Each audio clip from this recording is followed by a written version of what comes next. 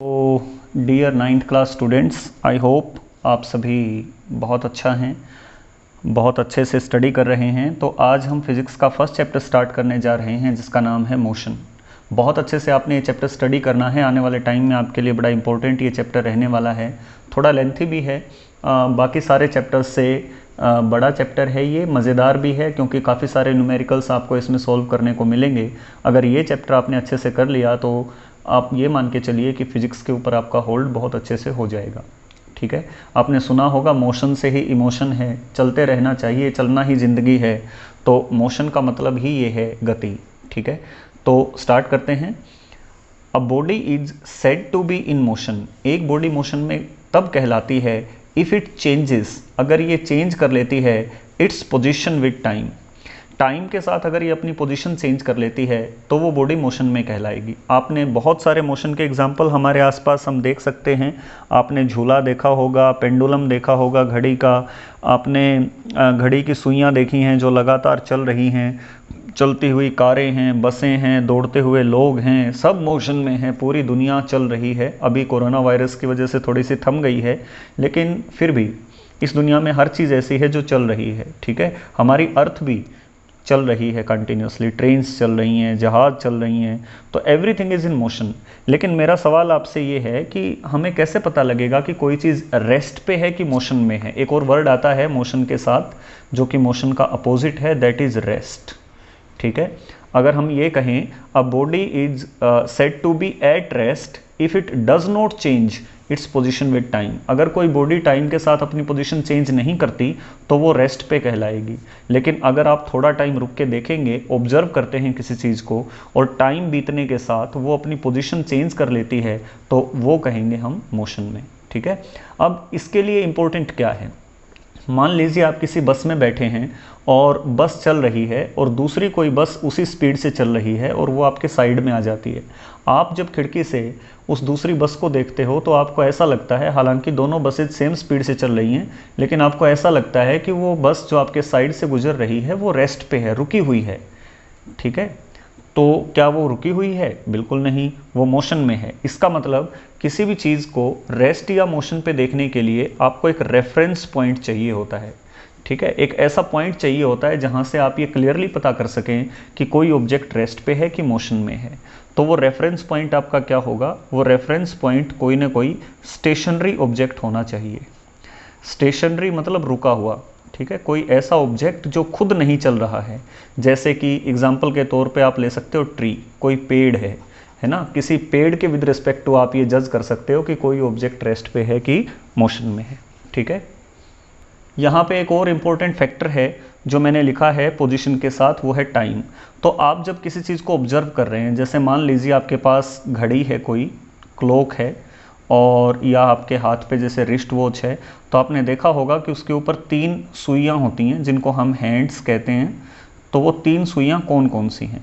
तो सबसे छोटे वाली अगर आप देखेंगे तो ये आवर हैंड होती है, घंटे की सुई।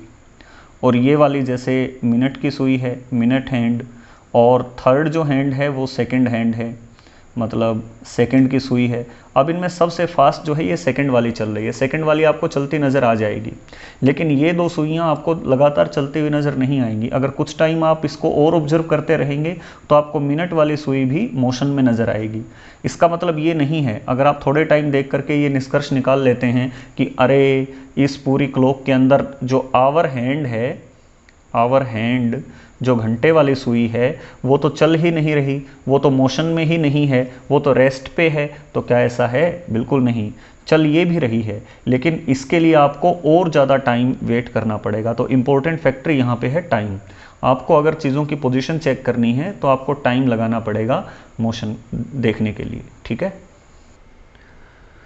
फिजिक्स में एक बड़ा मज़ेदार झगड़ा चलता है 2 चीज़ों के बीच में, वो है डिस्टेंस और डिस्प्लेसमेंट। तो मैंने यहाँ पे लिखा है डिस्टेंस वर्सेस डिस्प्लेसमेंट। ये दोनों चीज़ें आपको समझनी पड़ेंगी। दोनों दिखाई एक जैसी देती हैं लेकिन दोनों में डिफरेंस है। क्या डिफरेंस है? डिस्टेंस क्या होती है?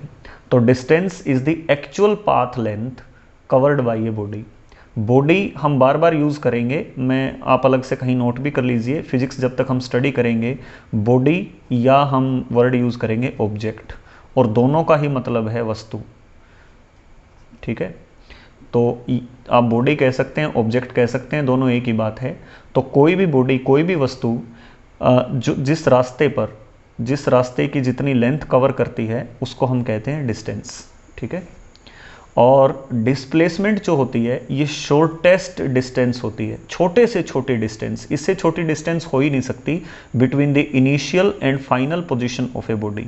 इनिशियल का मतलब होता है शुरू वाली और फाइनल मतलब अंतिम। तो शुरू से लेके लास्ट की जो पोजीशन है, सिर्फ उन दो पोजीशन के बीच के अगर आप डिस्टेंस देखें तो उसको हम डिस्प्लेसमेंट कहते हैं। ऐसे समझ नहीं आएगा, हम इसको समझने के लिए एक एग्जांपल ले लेते हैं, ठीक है। मान लेते हैं कि एक इंसान है जो ए जगह पे रहता है, ठीक है। इस फिगर से समझने की कोशिश करते हैं। मान लेते हैं कि कोई इंसान है वो इस जगह पे रहता है ए पे, ठीक है। और वो ए से दूसरी जगह जाता है बी पर, और ये टोटल जो रास्ता है ये पाथ है 5 किलोमीटर, ठीक है। फिर वो बी से आता है सी पर, ठीक है। यानी मान लीजिए कि उसका कोई दोस्त रहता है, वो बी पे रहता है, तो पहले अपने दोस्त के घर जाता है वो 5 किलोमीटर चल के, और फिर वहाँ से एक रास्ते पे आता है, मतलब एक तीसरे प्लेस पे आता है, वो प्लेस है सी, और ये प्लेस है 3 किलोमीटर दूर। तो अगर मैं आपसे पूछूं कि ये इंसान ए से सी तक जाने में इसकी टोटल डिस्टेंस क्या है, तो जो डिस्टेंस कवर्ड है, अगर एक्चुअल पाथ लेंथ देखें, यानी अगर आप इसकी देखेंगे डिस्टेंस ट्रेवल्ड, तो टोटल डिस्टेंस इसकी हो गई 5 किलोमीटर प्लस 3 किलोमीटर, तो कितने किलोमीटर हो गई? 8 किलोमीटर। तो कुल रास्ता जो इसने कवर किया वो है 8 किलोमीटर का। लेकिन अगर मैं आपसे पूछूं कि इस इंसान की डिस्प्लेसमेंट क्या है, तो ये आप कैसे पता करेंगे? देखिए ध्यान से, डिस्प्लेसमेंट देखने के लिए आपको सिर्फ इनिशियल यानी शुरुआत में वो ए पे था और फाइनल पोजीशन उसकी जो है वो ये सी है। तो इनिशियल और फाइनल पोजीशन को अगर आप स्ट्रेट लाइन से जोड़ देते हैं तो डिस्प्लेसमेंट हमेशा स्ट्रेट लाइन होती है, याद रखिएगा। तो ये स्ट्रेट लाइन है, ये स्ट्रेट लाइन। तो क्या आप मुझे बता सकते हैं कि ये AC जो है ये डिस्टेंस कितनी है? देखिए अगर ध्यान से देखेंगे तो ये एक राइट एंगल ट्रायंगल है। राइट एंगल ट्रायंगल में ये वाली सबसे बड़ी साइड है जिसको हम हाइपोटेन्यूज कहते हैं, ये परपेंडिकुलर है, ये बेस है। तो पाइथागोरस थ्योरम लगाएंगे, इसके स्क्वायर में से इसका स्क्वायर माइनस करेंगे तो 5 का स्क्वायर 25 होता है, 25 में से 3 का स्क्वायर 9 होता है, तो 25 में से अगर 9 माइनस करेंगे तो 16 आएगा, और 16 का स्क्वायर रूट आप लेंगे तो ये डिस्टेंस आपकी आएगी 4 किलोमीटर, ठीक है। तो उस इंसान की अगर हम डिस्प्लेसमेंट देखें तो 4 ही किलोमीटर है। मतलब जब वो अपने घर से चला और वो सी जगह पर पहुंचा है, तो इसका मतलब छोटे से छोटी डिस्टेंस, अगर उसको सी तक डायरेक्ट आना होता तो वो 4 किलोमीटर चल के आ सकता था।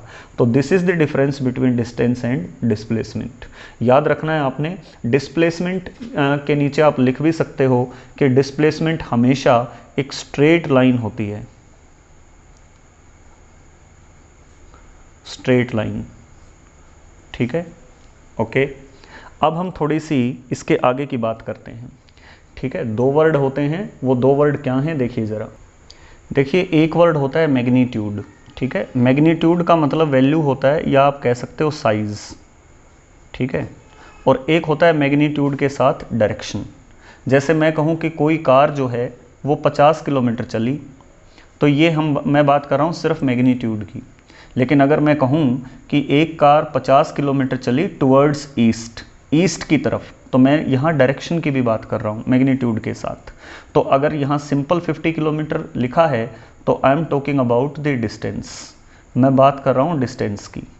लेकिन अगर मैंने कह दिया कि 50 किलोमीटर ईस्ट में चली है तो यहाँ डायरेक्शन की भी बात हो रही है, इसको मैं कहूँगा डिस्प्लेसमेंट।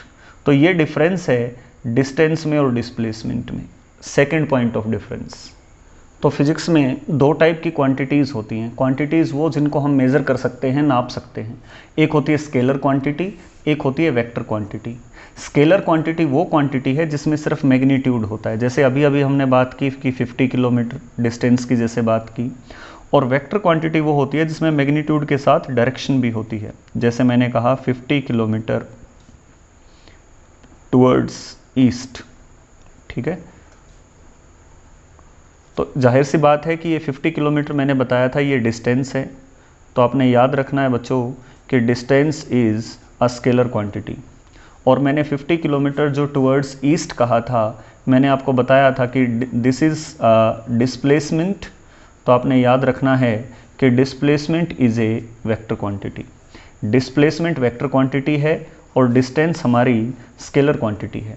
अब डिस्टेंस और डिस्प्लेसमेंट दोनों को हम एस से लिखते हैं, है ना, एस से, लेकिन डिफरेंस क्या होगा, क्योंकि ये स्केलर क्वांटिटी है तो ये सीधा एस ही लिखा रहेगा, लेकिन ये वेक्टर क्वांटिटी है तो वेक्टर क्वांटिटी के ऊपर हम एरो लगा देते हैं, क्या दिखाने के लिए, डायरेक्शन दिखाने के लिए। तो ये बड़ा डिफरेंस है दोनों में, ये याद रखना है आपने।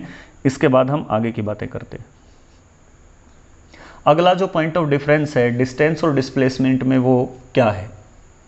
अगला पॉइंट ऑफ डिफरेंस ये है कि डिस्टेंस जो होती है, डिस्टेंस ट्रेवल्ड, यानी जितनी डिस्टेंस चली गई है, दैट कांट बी जीरो, वो जीरो नहीं हो सकती।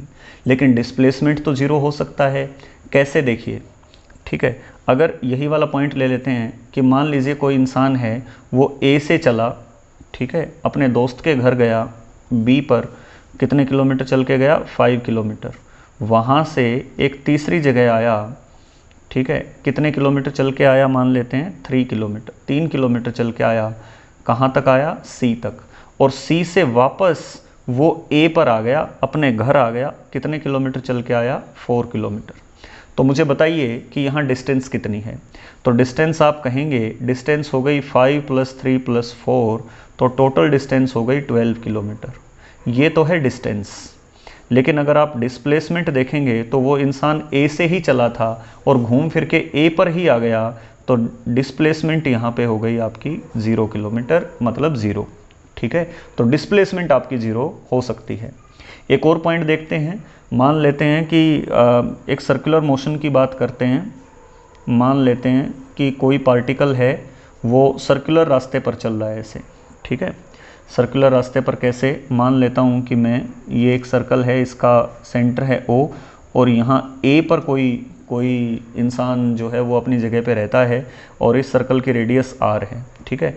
अब वो यहाँ से चला, ऐसे चलता गया और चक्कर काट के वापस वो कहाँ आ गया, A पर ही आ गया। तो कोई स्ट्रेट लाइन बनी क्या? बिल्कुल नहीं बनी। मैंने कहा था स्ट्रेट लाइन अगर बन रही हो तो वहाँ डिस्प्लेसमेंट बनेगा, लेकिन स्ट्रेट लाइन इसमें बनी ही नहीं। इससे ही समझ जाओ कि डिस्प्लेसमेंट 0 है। फिर भी आपको समझाने के लिए मैं आपको बता देता हूँ कि यहाँ पे S और S एरो, यानी डिस्टेंस और डिस्प्लेसमेंट दोनों कितना है, अगर ये बताना है तो कैसे बताएंगे।